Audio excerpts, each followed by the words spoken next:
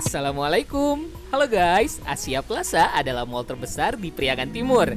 Nah, suka bingung nggak kalau ke sana mau makan apa? Cobain deh resto yang baru ini. Namanya Genteng Resto. Lokasinya di komplek dekat tempat parkir yang bundaran itu.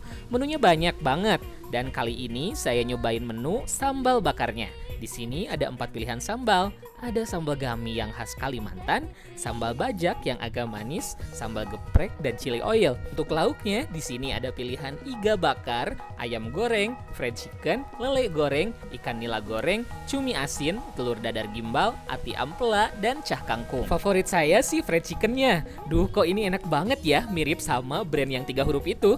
Dan untuk sambalnya saya suka sambal bajak. Harganya mulai dari 15 sampai 39 ribu. Genteng Resto ini tempatnya luas dan ada 2 lantai. Yuk cobain sekarang juga.